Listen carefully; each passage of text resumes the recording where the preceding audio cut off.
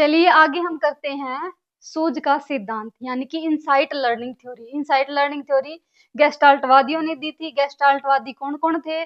Kohler, कोफका, वर्दीमन और Lewin. ये चार व्यक्ति गेस्टाल्टवादी कहलाए और सबसे ज्यादा इनमें से योगदान था वर्दीमन का। ठीक है, तो इन्होंने बोला कि किसी भी व्यक्ति या फिर प्राणी के समक्ष आप पूरी सिचुएशन रख दो, वो अपने आप सीख जाएगा।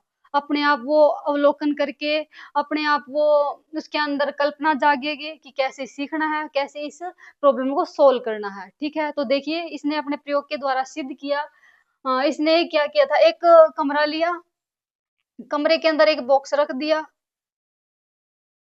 और एक और बॉक्स रख दिया। ठीक है, इसमें एक चिंपैंजी नाम का बंदर था, चिंपैंजी नाम का बंदर, उसका नाम था सुल्तान। बंदर था, बंदर का नाम था सुल्तान। हालत थी इसकी भूखी, भूखा था ये। ठीक है, तो चिंपैंजी बंदर था ये। ठीक है, तो दो बॉक्स ले लिए और इसमें ऊपर ऊपर इसने केले लटका दिए। ठीक है, ये केले हैं, तो बंदर को इसमें छोड़ दिया, चिंपैंजी बंदर को। उसमें दो बॉक्स रख दिए और एक डंडी से इसमें केले लटका दिए। तो उन्होंने ऑब्जर्व किया गेस्टाल्टवादियों ने। तो बंदर भूखा था, बंदर ने सोचा कैसे न कैसे ये केले मैं पकड़ूं, इसको केले को मैं कैसे न कैसे केले तक मैं कैसे पहुंचूं। तो इसने एक बॉक्स लिया, उसके ऊपर चढ़ गया, लगाया नीचे, बोला बॉक्स के ऊपर मैं चढ़ के केले को ले सकता हूँ। लेकिन एक बॉक्स के ऊपर चढ़ा, उसका हाथ नहीं गया। ठीक है, फिर उसने दूसरा बॉक्स और रखा। ठीक है, फिर उसका हाथ चला गया। ठीक है, तो उसने केले खा लिए।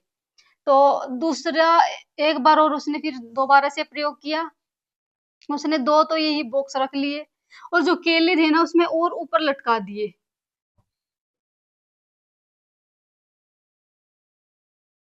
केले थे ना जो उसने और ऊपर लटका दिए, ये चिंपैंजी बंदर है। ठीक है, और उसमें एक छड़ी भी रख दी।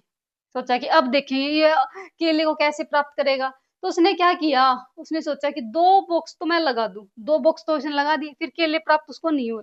फिर उसके मन में एकदम से दिमाग में आइडिया आया कि मैं इस छड़ी से क्यों ना एक बार पकड़ के देखूं, क्या पता इस छड़ी ही मेरे काम आ जाए।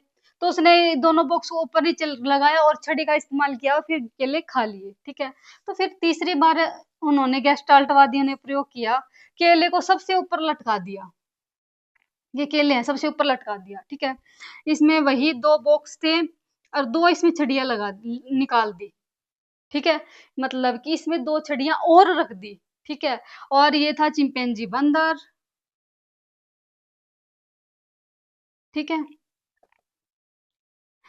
तो इसने फिर से क्या किया, इसकी हालत थी भूखी, इसको भूख लगी हुई थी, इसको कैसे ना कैसे करके ये केले पकड़ने थे। ठीक है, तो इसने दो बॉक्स लगा लिए, तो फिर केले केले की ऊंचाई तक ये नहीं पहुंच पाया। ठीक है, नहीं पहुंचा, तो फिर इसने एक छड़ी का इस्तेमाल किया, वो छड़ी भी नहीं काम आई। फिर उसने सोचा कि कैसे मैं केले प्राप्त करूं। तो उसके मन में एकदम से आइडिया आया, एकदम से उसके मन में अचानक से विचार आया कि जो ये छड़ी है, इन दोनों छड़ियों को मैं, एक छड़ी को दूसरी छड़ी के अंदर डाल के मैं इसको लंबी एक छड़ी बना लूं, उससे फिर केले प्राप्त हो जाएंगे। तो उसने ऐसे ही किया, दो छड़ियों को मिला के एक छड़ी बना ली और ऊपर चढ़ के और केले वो पकड़ के केले प्राप्त कर लिए। ठीक है, तो ये इसका एक्सपेरिमेंट था। जो गेस्टाल्टवादियों ने क्या किया था, उन्होंने बोला है कि किसी भी प्राणी और वस्तु के सामने आप पूरी सिचुएशन रख दो। ठीक है, उसके बाद वो अपने आप सीख जाएगा, अपने आप सूझ के द्वारा सीख जाएगा। जैसे इस बंदर ने सीखा, बंदर ने कौन सा, इसको पता था कि केले को ऐसे प्राप्त करना है, इसके सामने पूरी सिचुएशन रखी और उसके सामने जो भी चाहिए था औजार थे वो भी रख दिए और उसने अपने आप सीख लिया। ठीक है, इन्होंने प्रयोग किया था बंदर के ऊपर। बंदर कौन सा था? चिंपैंजी बंदर। उस नाम था उसका सुल्तान, हालत थी उसकी भूखी। तो गेस्टाल्टवादी कौन कौन थे? कोहलर, कोफका, वर्दीमन और कुर्ट लेविन। ये तीनों मनोवैज्ञानिक गेस्टाल्टवादी कहलाए। ठीक है, तो देखिए इसके सिद्धांत के नाम याद मैं एक बार करा देती हूँ आपको। इन्होंने बोला है कि जो गेस्टाल्ट है, गेस्टाल्ट उसका जर्मन भाषा में अर्थ होता है पूर्ण आकार। पूर्ण आकार यानी कि किसी भी समस्या को आप पूरी तरीके से देख सकें, ठीक है, किसी भी समस्या को पूर्ण आकार में लाना, ठीक है। गेस्टाल्ट का मतलब होता है किसी भी समस्या को आप पूर्ण आकार में लाना। गेस्टाल्टवाद का सिद्धांत आप ऐसे याद रखना, ठीक है। पूर्णांकवाद यानी कि पूरा, यानी पूर्ण आकार से आप याद रख सकते हैं कि इसमें पूरी समस्या दिखाई जाती है। समग्रवाद, इसमें भी जो स्मर्ग है पूरा का पूरी सिचुएशन दिखाई जाती है। चिंपैंजी बंदर के ऊपर एक्सपेरिमेंट किया था। कोहलर जो है, ये रहा कोहलर, गेस्टाल्टवादी है। कैले क्योंकि इसमें केले लटकाए थे, इसलिए इसका नाम केले का सिद्धांत रख दिया। सुल्तान का सिद्धांत यानी कि बंदर का नाम था सुल्तान, तो सुल्तान का सिद्धांत भी इसको बोलते हैं। अंतर्दृष्टि का सिद्धांत यानी कि सूझ का सिद्धांत, ठीक है। जो कोई भी समस्या है, आप उस समस्या के अंदर हैं और अचानक से आपके मन में सॉल्यूशन आ जाए, तो उसको क्या कहेंगे?